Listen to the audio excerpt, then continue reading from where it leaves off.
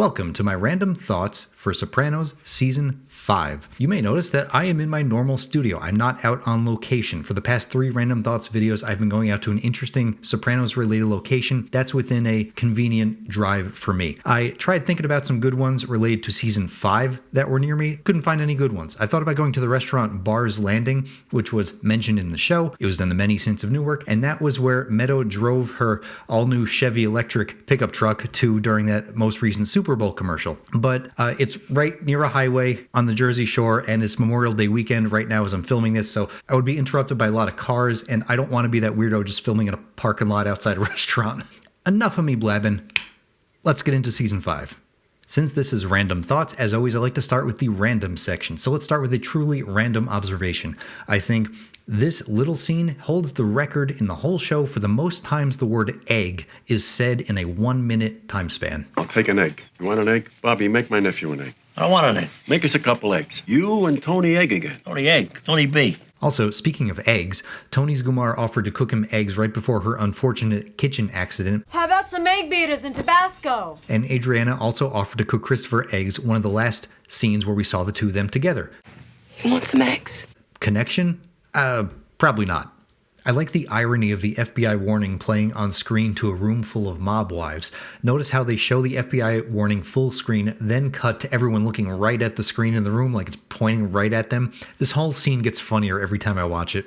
Speaking of the FBI, what in the world is the story that Agent Sanseverino told Adriana to try and connect with her? My sister's boyfriend, Kyle, traded our TV for 6 handguns. He sold 5 to a high school kid, then used the last one to open a coconut. The ricochet left my sister a paraplegic. I knew I had to do something about guys like him. Someone traded a TV for 6 guns and was trying to open a coconut with one of those guns, and then the gun went off and made someone else paralyzed. I mean, it's not funny, but like, what is this? Would I rather have a TV or 6 guns? When Phil Leotardo makes his famous speech about compromising, he mentions having to eat grilled cheese cooked on a radiator in prison. 20 years in the can. I wanted manicotti. I compromised. I ate grilled cheese off the radiator instead. And in case anyone doubted his prison story, Tony B also mentions having grilled cheese cooked on a radiator in prison. This guy in the joint, crazy Rasta fuck, used to make grilled cheese on the radiator. Put the bread between 2 sheets of paper. Had a whole system. When the guys are having their meeting and they say Tony is late and they should start without him. Tea's held up. He said to start without him. How late was Tony really? Because literally 57 seconds of screen time later, Tony walks in the room. So what, was he just sitting in the parking lot in his car? There was no kind of edit to suggest a passage of time, so I'm guessing what we're seeing is in real time. And, like, he was just outside the restaurant. I don't know what's going on here. 1184. Oh, babe. I gotta play that number. I wonder how much that would cost nowadays. According to this inflation calculator, it almost doubled.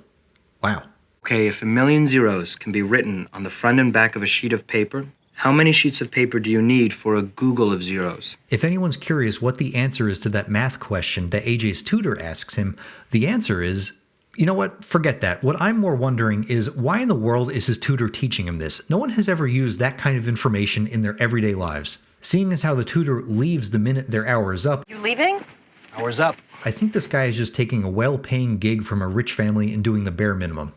Can't blame him. This line from Tony about this new Nissan's safety features is one of the most obvious examples of product placement in the show. 0.3 liter supercharged. Thing's got sensors in the seat belts. Part of Nissan's triple safety philosophy. And according to this article I found, apparently Nissan didn't pay anything to have this car or that line in the show. It's one of those things where the car maker would give the car to the show for free to use as brand product placement in the episode, and they would just get paid in exposure. Stratocaster? So Finn thought that was a Stratocaster case? This gets me thinking of another connection to Breaking Bad. There was that backyard birthday party scene with Elliot towards the beginning of the show, and he pulls out the case and is like, whoa, a Stratocaster. Wow, it's a Stratocaster. Seeing how there is a number of little connections that just stack up between these two shows, I'm wondering if that's where the original seed for that idea came from. Also, speaking of Finn, he kind of looks like a Muppet. This line here is probably the only time the word adroit shows up in the show. Anthony Soprano was very adroit at keeping his family out of the fucking frying pan. The use of the word adroit takes me out of the viewing experience of the show because I don't feel like that's a word that's usually in the vocabulary of these mob guys. Now, I'm not saying using the word adroit casually in a sentence makes you some kind of genius, but it just doesn't seem like a word that would normally show up in conversation with these guys. It makes me think that one of the writer's kids was practicing for his SATs or something and overheard that word in the background and was like, oh, yeah, I'm going to include that. Like, I don't know. They would never say adroit. During this interaction between Tony and a random bada bing stripper, she tells him about her painting. I got a new easel, new oils. I'm ready to go. The stripper is never heard from again, but I like how we know that she's a person with interests and ambitions. And it's little things the show does like that make you think it's living in a fully fleshed out and realized world. Even these background characters who don't matter at all have interests and ambition and character to them. Hey look, it's another cameo appearance from one of the show's writers, Terrence Winter, playing the same role he had as one of Melfi's patients back in season 2. Also, it turns out that this character has his own page on the Sopranos fan wiki, and his name is Tom Amberson. Go figure. This little line here where Melfi tells Elliot that Tony misspelled foul as F-O-W-L, foul. And I apologize for my use of foul language. Foul with a W. Is supposed to, 1, be a joke because Tony's stupid, and 2, I think just a reference to waterfowl, you know, like the ducks, like in the pilot. They keep going back to that. We hear from New York's classic rock station Q1043 a number of times in the series, and this moment is just another example. New York's only classic rock station, Q1043. And I mentioned this before, but if you don't know, that is actually a real radio station in the New York, New Jersey area. They actually have a number of interviews with the Sopranos cast that are worth checking out. Here's another truly random observation. Why did they give this newscaster such an odd name? They didn't name him John Smith. So why did they choose Bela Kakuk? I was searching around but couldn't find any real solid reason for why they chose such a unique name for this random newscaster character. The name Bela is of Eastern European origin, I think. I think like Bela Lugosi or Bela Fleck, the banjo player. And apparently I'm not the only one who has wondered about this guy's interesting name. You can go check it out. There's Reddit posts about this. Some people have crazy theories. Next section, I like to talk about a lot of the references to other stuff outside the show that Season 5 makes, because there are a number of them in this season. So first off, I'd like to talk about Feech LaManna. They make Feech make a number of references to a lot of older stuff just to show how out of touch he is, how long he's been in prison away from the mob world. He's just a product of another time. So one of the things he mentions is John Barrymore. When Tony walks in, he says, "Hey, it's John Barrymore." There he is, John Barrymore. John Barrymore was a famous actor way before my time. He died in 1942, and he was part of the Barrymore acting family dynasty that goes well back over 100 years, and continues to this day as his granddaughter is Drew Barrymore. So another outdated reference Feech makes is he calls the two guys Olsen and Johnson. Hey, Olsen and Johnson. They were American comedians, again, way before my time. They often worked as a duo and were apparently known for their crazy live shows. Both men were born in the 1890s and both died in the 1960s. So how old is Feech supposed to be? When Tony says this is a place of business, not a Jack LaLanne. It's a place of business, not a Jack LaLanne. He's referring to Jack LaLanne, who was an American fitness guru, sometimes called the godfather of fitness, so maybe that's why he name dropped it. He hosted a long-running show, The Jack LaLanne Show, which ran for several decades, and was also the inventor of various pieces of exercise equipment that we still use today, and is credited with opening one of the first fitness gyms in the US. So he's a pretty big deal in the fitness world. The Ichabod Crane comment at the very end of Chris and Tony B's driving scene here just feels like an odd way to make fun of Steve Buscemi's interesting looks. They used to call me Ichabod Crane. Who? Some very sorry people, that's who. I'm sure he was okay with it, but it falls in line with the other moments in the show where they make fun of the larger characters for being fat. This is a truly random tangent kind of thought, but during the hilarious movie club scene, they mention the movie critic Leonard Maltin. And every time I hear his name, I think of the very early season 1 South Park episode where Leonard Maltin, Robert Smith of The Cure, and Sidney Poitier have to join forces to fight a giant, evil, Mecha Godzilla version of Barbra Streisand. Speaking of Barbra Streisand, she also appears in this season. That book Tony is holding in his dream sequence is a 1968 biography by Peter Moss called The Valachi Papers. This book tells the story of Joe Valachi, a former mob member who is notable for his participation in what was known as the Valachi hearings, which were the first open acknowledgement of the mafia's existence on TV. It made the term Cosa Nostra widely known, and it gave the public the basic outline for the mafia's structure that we're all familiar with in places like the show. I always like this moment where Uncle Junior's watching TV, he's watching Curb Your Enthusiasm, and he sees Larry David, and he's like, what am I doing on there? The fuck? Yes, it is. Of course it is. Why am I on there? What? It's not you. If you've never seen the show, it's hilarious. I love it. Go check it out. So that's actually a season 2 episode called The Doll, which is a really good episode. Go see the show if you've never seen it. This show has a number of random celebrity guest cameo appearances, and season 5 is no exception. During the executive card game, hey look, it's David Lee Roth. Then he watches that DVD over and over again. The one with Mike Myers about, what's his name, Steve Rubell, the Studio 54 guy? Oh, Jesus.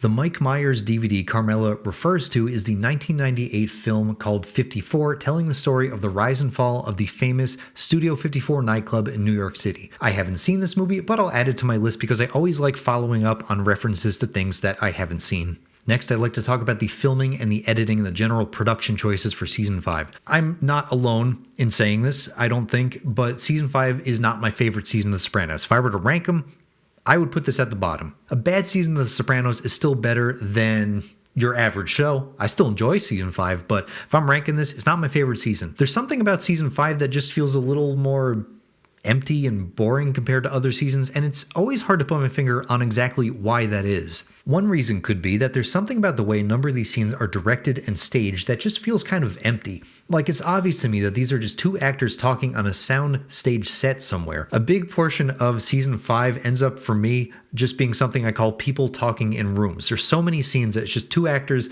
scene starts, people talk, scene ends. Go to another place, two people talking, move on to the next. It just feels very like formulaic after a while. Another note about season 5 is that I don't think there's very much of a strong driving central plot to keep the episodes going. For example, halfway through the season, we're dealing with things like whether or not to invite Tony to Hugh's birthday party and Phil Leotardo getting his car worked on. Of course, there's some classic funny moments that come from these scenes, but that's not like a real driving plot to keep me engaged. Despite all I just said, I think season 5 and the seasons after this, season 6A and 6B, I think they have some of the most beautiful camera work and cinematography in the whole show. For example, one of my favorite shots in the entire show is this establishing shot here where we see Chris and Tony B at their relative's farm. It looks like a painting. I just like everything about this. Although it is, weird a random light bulb was hanging out in nature, but I'm not gonna question that. I think the only other time we see the secret gun storage pillar is in the pilot episode, but glad to know they kept that for consistency. The slow motion shot of all the guys laughing at Tony's joke and Feech making an evil scowl is one of the most memorable shots in the whole show for me. It's such a good point of view way of showing how Carmela's line about Tony not having any real friends has finally gotten to him, and it makes for some good reaction memes. Carmela's quick little flashback cut to young AJ is another unique one-off stylistic editing choice that we don't really see too many other examples of in the show. This scene here is the best example for the fan theory that all the rats wear hats. Take your hat off. Relax. I just started on the Rogaine. But yeah, he's got a microphone there. We all know that. I've heard some other fans aren't crazy about this character in this plotline, but I think JT Dolan is hilarious. He's just a punching bag for the writers of the show to make fun of themselves and TV writers in general in a self-aware kind of way. I like the scene here, how when we first cut to him, he seems like he's really seriously deep in thought working on some important line for screenplay. Then when you cut to his laptop, he's just playing some stupid online game. Also, look right behind him, another Stanley Kubrick reference. The actress playing Livia in the Camelot episode's flashback did a really good job of capturing a younger version of Nancy Marchand's Livia. No, you're okay. Your life is just so wonderful and okay. I think this fight between Meadow and Finn is one of my favorite arguments in the whole show. There's something so realistic about how both of them don't know what they want and are terrible at expressing how they feel, and how this argument in general is just all over the place. It feels like a real messy, authentic argument that two 20-year-olds who don't totally know their place in life would actually have. If you didn't get that the black bear is supposed to represent Tony, take a look at the scene where Carmela is talking to a divorce lawyer on the phone, and as soon as Tony is mentioned, they cut to the black bear. One of the things I really like about the show is the dream sequences and the surrealist David Lynch moments that happen. But I feel like the dream sequence from the test dream episode goes on for way too long and is a little too obvious at times. After a point in this, I'm like, okay, I get what you're saying. Let's get on with this. Why don't you tell them what happened 20 years ago? I can't go into that right now. I knew this was gonna happen. Also, speaking of the test dream episode, I caught another little strange edit that I haven't heard anyone mention yet. This guy, when he says, "Why didn't you stop him?" his audio is out of sync. Why didn't you stop him? Why didn't you stop him? It's not terribly out of sync, but it's out of sync. They could probably also write off that mistake in an artistic sense by saying, well, it's a dream sequence. It's supposed to be all weird. I don't know. He's out of sync to me. The secret meeting spot that Tony and Johnny Sack meet at looks really cool, but it seems so unrealistic to me. Look at how perfectly lit all this is, and why would they have their secret meeting at a place like this except for dramatic effect for TV? Like, it's so obviously a spot where two mob bosses would have their secret meeting. When AJ attends this party, I think they're trying to make him out to be like a younger version of Tony. He's got a black leather jacket and a blonde girlfriend and is taking part in petty violence and schemes that a younger Tony might have also taken part in. The Sopranos has so many funny comedic moments in it, and season 5 is no exception. One of my favorite moments from the season includes this right here when Chris walks into the Bada Bing office and apologizes for something having to do with Easter baskets. This about the Easter baskets? I don't even know what that is. And to tell you the truth, I don't know. And it's kind of funny that it's just never explained. It's like, oh God, what did you mess up now, Chris? Come on. I didn't realize how funny this moment was until I was doing my rewatch for this video, but this awkward small talk banter between Phil and Silvio at the funeral here, it's so funny. How's your daughter doing? Good. What do these two rival mob guys chat about when they're just standing there idly in the rain at a funeral? Like, it's like, how you doing? I'm good. Sun Tzu and the Art of War is mentioned more than once in the show, but I think this instance is my favorite. It's like Sun Tzu says, a good commander is benevolent and unconcerned with fame. What? Sun Tzu, the Chinese Prince Machiavelli. Paulie calling to apologize to Chris was an oddly genuine moment. Life's too short, Chrissy. You can't waste it fighting with your friends. I'm sorry, Paulie. I apologize too, kid. Sure, he's a murderer, thief, corrupt mobster, and an overall strange man, but he's still a human being. Although it is funny how someone did getting killed despite what they say here. Look what could have happened last night. One of us could have got hurt. Or even killed, for Christ's sake. I love this moment where Tony tells Melfi, no, go ahead. I can take the criticism. Tell me how you really feel about me. It's getting late. No. Come on. It's okay. It's okay. I couldn't bear witness to violence or... Fuck you! He's such a child. Speaking of Tony in Melfi's office, I also like this random comment from him about fax machines coming out his ass. Tell him I got fax machines coming out of my ass. Don't really know what he's talking about here.